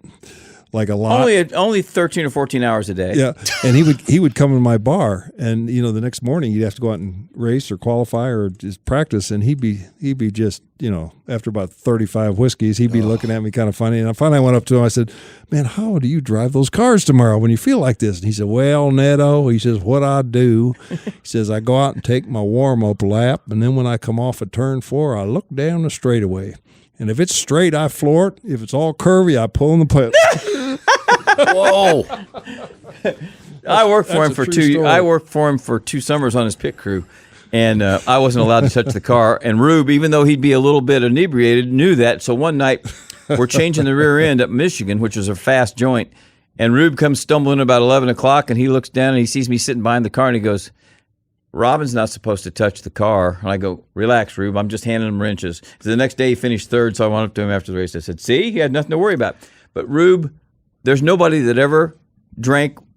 I mean, I've never seen any, I don't know anything about drinking, but I know whiskey cannot be that easy to get rid of, right? I mean, you do have to have a hangover. I don't. I just hearing about it, I feel terrible. But those guys live for the moment, Tommy, because they didn't know their life expectancy of an IndyCar driver in the 50s and 60s was about 3 years. So they were pretty much, they said, we're going to live it up. We're gassing it every week. Remember the saying, there's old drivers and there's bold drivers. But there's no old bold drivers. Right. And when the ambulance went out of the speedway with the driver, if it turned left, it went to Methodist Hospital. If it turned right, it went to Conkle's Funeral Home. I mean, that's how it was. That's how bad it was. Yeah, I heard an interview with JR a couple years ago, and I couldn't get over the fact that every couple weeks when they were driving pre-Indy, somebody was dying. Yeah. I had a lot of friends, Robin, especially Robin friends, but I had a lot, I knew a lot of those guys, boom, you never knew they would be. But when I first started hanging around racing in the mid to late 60s, they would bury somebody every other week, a midget or sprint car driver or an IndyCar driver. And, Art Pollard's the guy that really got me into racing. About Art. And he got killed in Indy in 73. And now, thankfully, racing's become so safe. So when somebody does lose their life, it's like people go into shock. When Dan Weldon got killed in 2011 at Vegas, the whole paddock it was like they were in shock. And you're thinking, folks, these are 200-mile-an-hour open-wheel race cars. I mean, they're still very dangerous. It was a very close call. Was it 2 years ago? Scott Dixon? Yeah. Yeah. That was terrifying. Yeah. I mean, it just thankfully landed perfectly. Let me rephrase it. Today's drivers wouldn't show up hungover. Is that safe to say? That is very safe to say. They work out. They eat healthy food. We're. It's kind of like today's basketball players. Well, you know what? Now this is something I have heard. I don't know this to be a fact, but apparently the existence of Tinder and the various social media ways of meeting the ladies have apparently made road games, the road teams are a lot better. Someone told me statistically that the road wins are up because these guys don't have to spend so much time having their posses hunt for ladies. This is apparently a statistical fact. I'll have to do more research. I don't doubt it. I remember Chico Vaughn, you go up to say hi to him before the game started, and woo, Chico would he'd have a couple shots of bourbon for you. Okay, one more quick ABA story. So, by the way, there are several photographs in this where there's a lot of booze visible, and they're in the locker room. Yes. And I think it's halftime. The Slick time, the great picture of Slick with a cigarette and a beer, chewing Mel Daniels out at halftime is perfect. That's it. So, because I was young and single, and I do whatever the boys want me to do. We go to Pittsburgh once, and Roger and Freddie, it's one of their birthdays, so their wives show up to Pittsburgh to surprise them. Well, they surprise them all right because their Pittsburgh girlfriends were also. So before the game starts, there's 4 sets of hands waving at him, and Slick's trying to talk to him, and they're looking across the court, and they're going, Jesus Christ, what? So at halftime, Roger gives me he goes, look, here's $20. I want you to take these 2 girls to a bar after the game, and you tell them that we had a team meeting, and we'll be there in a little while. Blah blah blah. Well, of course, they never showed up, and these 2 chicks. The wives showed up unexpectedly. No. I've said after the game, they had to go out with the wives. So I'm with the 2 gals, and they really wanted to hang out with me, as you can imagine, and they're getting madder by the second. So just a typical ABA night, because those were the days when the team spent the night in that city. They didn't fly out like they do now. Well, I've got a video of the championship series out in Anaheim. In the third game, we were up 2-1 in 70, and this girl sent a note into the locker room. And it said, Roger, I'm so-and-so, and I really want to be with you tonight. If you really want to meet me, the first time you touch the ball, shoot a 3-pointer. And this is on the video. Even if it's not an apropos time to take one? We had Mel tipped it to Roger on purpose. He tipped it to Roger. Roger took one step and fired a 3, but he hit it. That was the thing. He hit it. Oh, it was like a 40-footer. That's like a 40-footer. Kind of like a Disney film, except totally different. Right. That's great. It's just, what a story. It was just one story like that after the night. It was a time that'll never probably be repeated. Tinder, though, that's an interesting concept. Yeah, that story comes. I'm trying to think of the source on that, but that's what I understand. That's a big thing now. We were talking with John Feinstein, the sports writer from the Washington Post. Fabulous writer. And I asked him, if you could be a professional athlete, what would it be? And he was saying he would go for baseball because you're a reliever. The least amount of injuries, probably, potentially a long career. Whereas in football, of course, careers can be very, very short. It's very dangerous. But he said basketball, these guys in the NBA, the traveling is brutal, even with their own plane, and they're flying all over the place. It's a long season. The games are tough. And these guys, they're making a great deal of money, but they are some of the best athletes in the world. Sure. Think about baseball, Tommy. You're in the same city for 4 days. I mean, and if, like Neto said, if you're a relief pitcher, you might pitch and you might not. So you're in the same city for 4 days. You're not getting up at 4 a.m. to fly.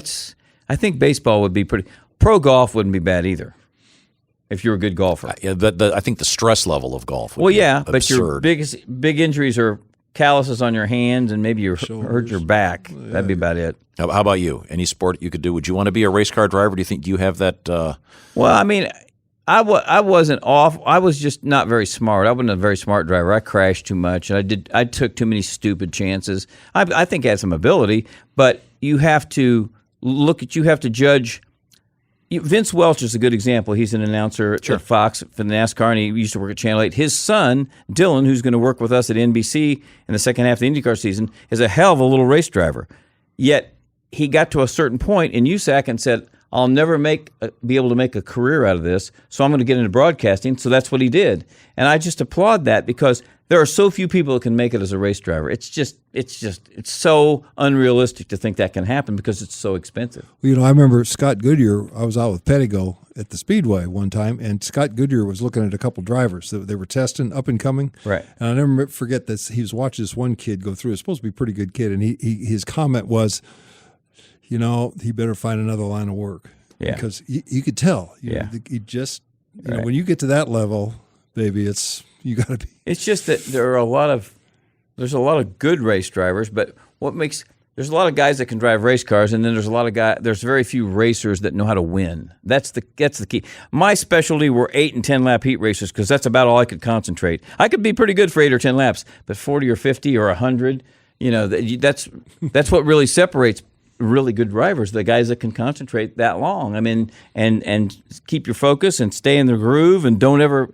I mean, it's more challenging than people think, and especially in an IndyCar because there's no power steering. And these guys, it beats the hell out of them. I mean, last week at Barber in Birmingham, Alabama, that track up and down, all these tight corners. I mean, these guys are worn out after the race is over.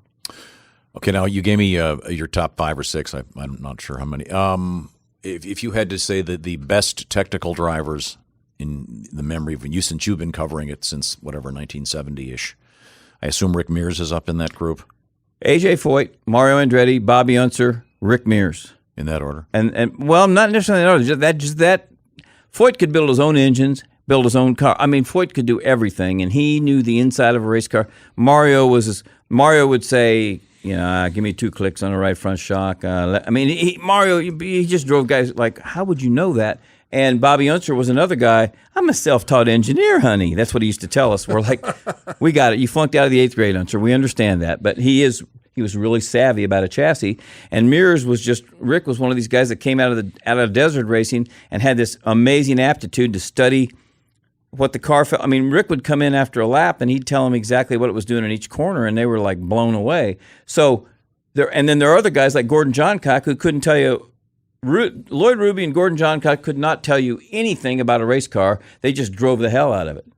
So Bobby Unser used to say if Johncock could have set a race car up like I could have, he'd have won the Indy 500 6 times because they just drove hard. They just didn't understand the chassis that much. Wasn't he the only guy that didn't come back for the 100th anniversary?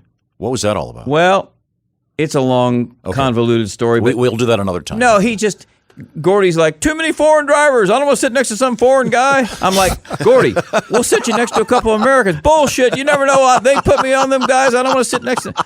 So this year, we have every year on Thursday before the race, we go to Charlie Brown. We go to Charlie Brown's every week anyway, but Charlie Brown's, we go to lunch, and Neto goes with us. Year. This year it's going to be Rutherford, Parnelli, Uncle Bobby, Wally Dallenbach, Jigger Soroy, Johnny Parsons, Bill Vukovich, Pancho Carter, And Gordon Johncock's going to come for the first time ever. I don't think he's going to stay for the race. He wants to come to lunch because he wants to see Wally Dallenbach and Rutherford, and then he's going to drive to Carolina to see Cale Yarborough. But Gordy, he works 70 hours a week, Tom. He's got a pulp mill way up in northern Michigan where you used to work. Yeah. Is he in the UP or isn't he? Yes. Isn't he in cold water? Well, he went back he's in up the UP. okay. You're exactly right. He was in cold water. Right. It is such a drive to his place. But Gordy never made any money when he won Indy twice because he was married about 11 times. And he's, 70-something? Gordy is 79, 78. Oh, wow. Think about this. Mario's 79, Gordy's 79, Big Al's 80, Uncle Bobby's 84, AJ's 85, Parnelli's 86. I mean, they're all mentally still sharp as hell. That's what's so cool is that... And part of it, I think, is especially you get someone like Mario or AJ, they're so engaged in their lives. They've got so much to do. That's part of staying alive and staying alert. And that's what worries us about Parnelli is most of his friends in L.A. are gone, they're dead. So he doesn't have... Because when he comes back every year for our lunch at Charlie Brown's, he goes, I wish we had something like this in L.A. I could do once a week. He just doesn't... He doesn't get out that much, and it really helps. It helped kept Dan Gurney going. Gurney went to his shop every day and helps AJ going to his shop every day and getting on his bulldozer. And Uncle Bobby can't go too many places, but he's got a telephone, and that's all he needs. You can chat and keep engaged in life. Yeah. I mean, well, let's circle all the way back. This has been a rather interesting journey for me. We've kind of gone a lot of different directions, which is how you get the good stuff, I think. That's right. Will there be another ABA reunion of the guys anytime soon? Has anybody ever said, "Look, we'll fly them all in"? And that reunion we had last year. I wish you'd have come. Yeah, we should tell them about where it was. We had the 50-year reunion last right. April, and it was down at Market Square, down at Baker's Life. They did a fabulous job. Dropping Dimes did, and they gave away rings, and we went to Butler Fieldhouse a Saturday afternoon for the autograph thing, and the guy said, well, nobody will show up. They were lined out in the parking lot to have 3,000 or 4,000 people, and all the guys. It was the biggest, supposedly Guinness Book of Records. We had 100 guys signing autographs at a table. They had 6 tables, and the guys just loved it. But, once you get past the 50th, it's a very expensive thing to do. I mean, it costs a lot of money to do that. But how about just the classic Pacer players? How many are still around? Well, you mentioned in 100. Was it 102 of 192 started when Neto started. Now they're down to 100. No, and that's the entire. Are you talking ABA? about Indiana or the ABA? The ABA. Well, there's a lot of players that played 1 year or 2 years, but the guys that played 3 years or more that are eligible theoretically for this pension if it gets put together is about 100. And there's some of the guys that actually played 4 or 5 years in the NBA, got a little NBA pension. Whether they're eligible or not, I think they should be because they played 3 years. It's like 110, and we start out with almost 200. And they just, like Skeeter Swift. I've got a recording of him. He called me. He just had surgery. He had 2 bouts of cancer. He had lymphoma. He had bad knee. It was really bad. And he called me from the hospital. He just got home, and he said, hey, Neto, I just want to call you, tell you I'm okay, and da-da-da-da. And then he started crying on the phone. I mean, I've got this. I listened to it. Heart up. I listened to it. He started saying, I want to thank you guys for, trying to get us a pension. And, he didn't have any money or anything. And 2 days later, he died. Yeah. And there's a guy that played it. And there's a guy that played in Fort Wayne called Neto. Oh. Neto got him $50,000. Yeah. Well, here's the thing: the guy didn't even know he was entitled to anything because the NBA, again, the pension plan. What they did, the one that they supposedly had for the ABA, was nothing. But they have federal regulations. You have to notify people. Right. They didn't do any of that. They had $1 billion in fines they could. But this guy Willie Long, and he was dead broke, didn't have any money, and he called me crying on the phone. I said, look, I didn't do it. I said, we found out you didn't have it, and Scott Tarter at Dropping Dimes took care of him. They found him $50,000. But right. it's just amazing of how proud these guys. Another guy, and I'll make a long story short, down in Florida, he played here. He had 6 years in the league. He's living in Florida now in a little 1-bedroom rental. He's living on $700 a month Social Security.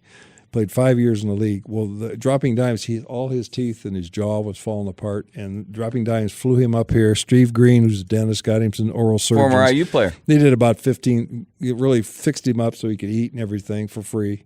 Isn't that cool? But he said he would not do it if people knew about it. He didn't want anybody to know he was. These guys are proud guys. Yeah, they are. And it's just a shame that they can't help him out because hey, 6 years, $1,800 a month is a life changer for him. Sure.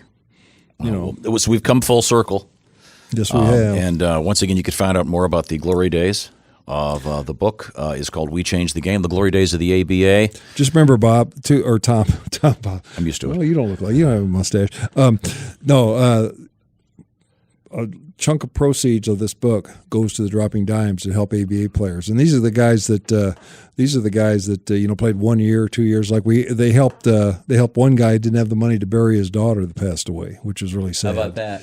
And so the Dropping Dimes helps guys like that. And there was a couple guys that played 1 year, but the one guy had some serious problems, and he helped them out. So this book serves a dual purpose. I mean, I think enough information that we'll be getting out about this. I imagine that some of the higher ups in the NBA will go, hey, look, let's write a couple checks. Right. Well, they're having a good year. Actually, the president of the NBA is a guy named Bob Cricky. Hell of a guy. Really nice guy. I think he's in our court. There's all kinds of politics, but he was the main attorney that got the old timers, their money. He was the lead attorney. And I've talked to him about it, and I'm going to send him a book. And I think, I think with Bob Costas, and I know all these guys on our board of directors, like Spencer Haywood. I mean, our board of directors is pretty impressive on that Dropping Dimes. We got 8 Hall of Famers, George Gervin. We got Louis Dampier, Dan Issel, George Gervin, McGinnis, Slick. All those guys are, fighting for this deal. And, hopefully things work out. And like I said, we really appreciate your help too. Oh, just passing the word along. We Changed the Game is the book. Bob Netolicky, the late Richard Tinkman, and Robin Miller. And we're glad you guys are doing great. Robin, glad you're coming back. And I tell you what, let's make it a date. We'll figure out a time we can get some of those guys out at the track. You come out to the track about 1 o'clock in the afternoon, and we'll sit you down with Uncle Bobby and Parnelli, and you can just start listening. Yeah, well, you'll get to ask one question an hour with Uncle Bobby. I'll take the beeping machine with me. Thanks, by the way, to Chris Geisen for engineering this for us. Thanks, Chris. Thanks very much. And we'll be doing it again soon. Thanks very much. This is Tom speaking, and goodbye. Well, that was sure fun. Bob Netolicky, basketball great, along with Robin Miller. We had a lot more podcasts coming up down the line. Thanks so much for listening. Bye-bye. Michael Rosenbaum and his Smallville co-stars take you behind the scenes of one of the greatest shows of all time. We're going to watch every episode. Join us. It's Big Talk. You remember when I had to shave my head? Oh, I think I was angry with this one. On Smallville. Yeah, I mean, I get it. The scene you did, and this is the one that got me fired. Okay. What? Here we go. I love the excursions with me and Welling. It's everything that Superman stands for. It's Talkville. Talkville, we always talk about it. It's a great thing. The Smallville Rewatch Podcast. Follow and listen on your favorite platform.